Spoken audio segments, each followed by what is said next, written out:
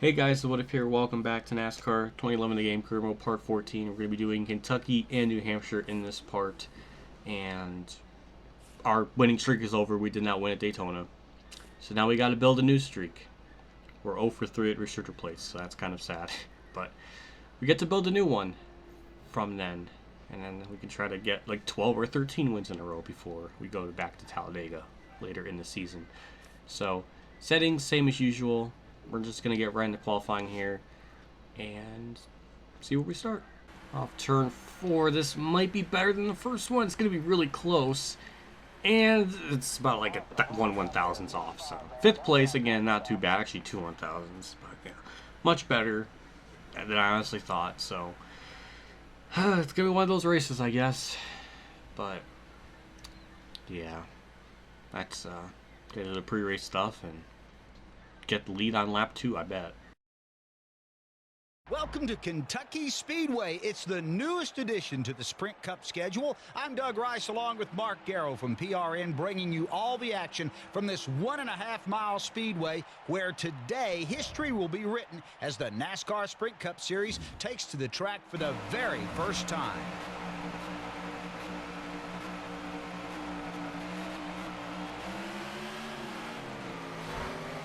Well, here we go. And the green flag's out. We got 27 laps. And this track is weirdly modeled. They did fix this in inside line, but I remember it just doesn't look right. But yeah, this is back when they first went here in 2011. I remember that race being pretty uneventful. Almost like all Kentucky races, except for like 2016 where it had that interesting fuel situation finish. That's like the only one in the last 7 years of going there that something has happened. But yeah, already moved ourselves up to 2nd, almost going to take the lead right away, and there we go. Yeah, I don't know why they made this game the way they did, making it so easy, but I guess they thought people playing these games didn't have arms, because that's the only way I could see this being a challenge. But yeah, well, I'll see you all when the race ends or something weird happens. Already lapping some cars. Again, one of the main big issues with this game is stack up. And that was pretty apparent there, as the whole field is just getting stacked up on the front straightaway. It's pretty embarrassing how bad this game is at points, but yeah. As long as they're kind of single file like this, I don't think they'll really pose much of a problem, but just thought I would address it because it's something's going on at least. Nice and smooth. You're way out front. Use that clean air.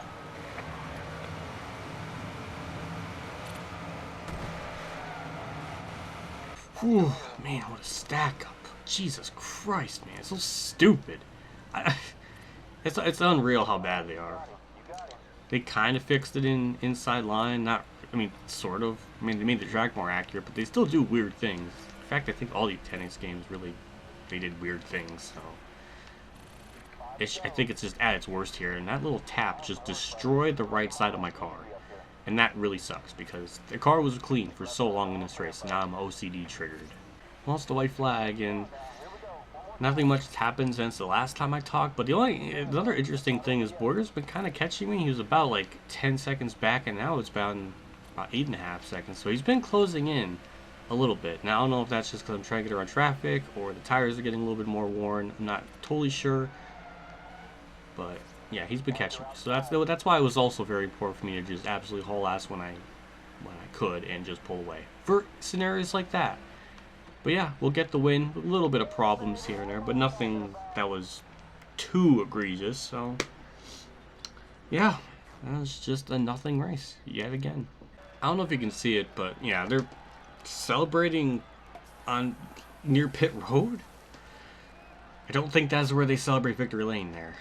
But, you know, whatever. But yeah, we'll check out the points just to see where everybody's at in the chase standings. Yeah, we led all but one lap. Junior got 8th. Started 14th. Gordon, Hamlin, well, Kurt and Hamlin, 10th and 13th. Logano gained some spots. Jimmy dropped a few. Harvick dropped a lot, actually. He started 2nd. Yeah. Lapped up to about 27th.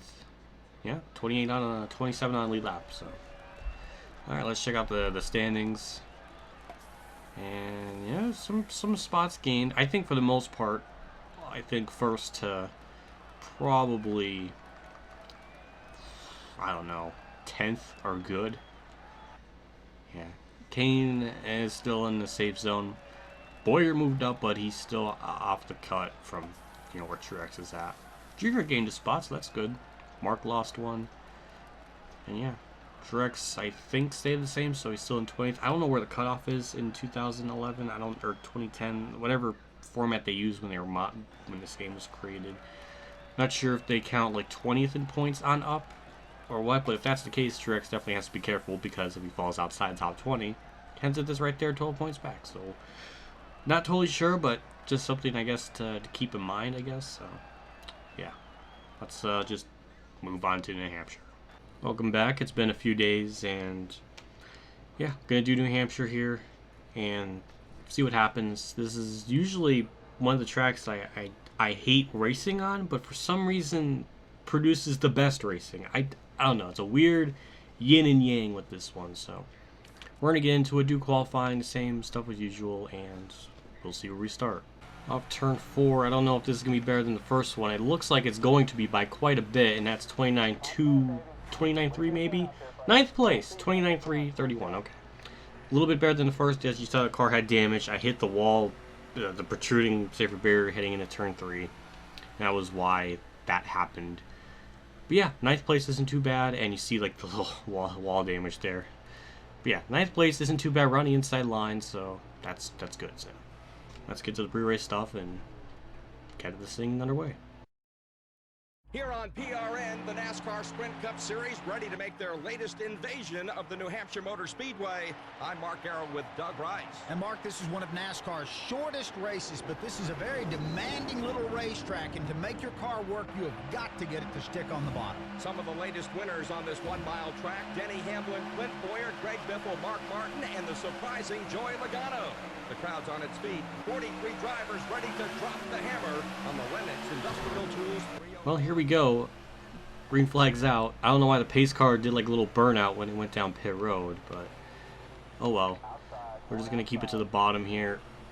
Wait for this to spread out. Kurt just kind of stopped a little bit there. Harvick stopped dramatically, or maybe Hamlin did, so that just costed me many spots. And there's already yellow. Well, that's actually pretty good for me, because I was probably not going to win this race if that was going to go at that rate, because we did not start most ideal. And Truex wrecked. Because Almirola just ran freaking Allmendinger. Oh my god, Ambrose. Oh my god, Truex is dead. A flip in New Hampshire. Oh, when does that happen? It's probably been a very long time since that's happened. What about in the Cup Series? The only thing I can remember, I think it was like the early 90s with Bobby Labonte flip there in the Busch Series, but I don't think there's ever been a flip in New Hampshire in the Cup Series. So. I remember the one in IndyCar where the guy hit the porta potty. That was kind of funny. It's the only instance I remember. Just immediately just swerved to the inside there, and we're gonna try to gain a bunch of spots. Kurt leaves the bottom open. I'm just afraid, because like what happened with Harvick and Hamlin, they just slammed on the brakes and it just killed my momentum. It didn't happen there. I mean, they certainly slowed down, but yeah. Get to the inside of Kurt. Move ourselves up into 4th. And there we go. Now we got to catch McMurray for 3rd, which I don't think will take a long time. I don't know. I don't think it will. I'll keep talking. So there's our mark from qualifying. It's still there. Can't believe they didn't paint that back up for the weekend. Or during the weekend. But yeah, McMurray got the fastest lap there. This should be my fastest lap this time. And it is by 3/10 over the field, which is always wonderful. So, just gonna diamond it a little bit. Kurt gained on me there, but we gained a really good chunk off turn 2. Yeah, I got a good feeling about this one. Let's go into turn 3, get to the inside of McMurray. Don't hit the banking thing, because if you go below that yellow line, your car will kind of get out of control and want to spin.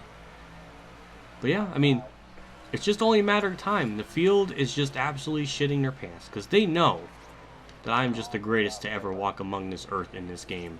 And they know that it's not going to last forever. That's so egotistical. But yeah, we just drove right by Jeff Byrne, and now we're side by side with Jimmy Johnson. And go into turn 3, get the lead, and I think we're good. He's actually gonna do a crossover, so not too bad of an idea, Jimmy. But we'll lead this lap yet again, and I think we'll fully get the lead here. We'll have the preferred lane, like the outside, kind of diamond a little bit. Get a good run off turn 2. Okay, beautiful. All right, we're good. Let's pull away. Well, it's the white flag.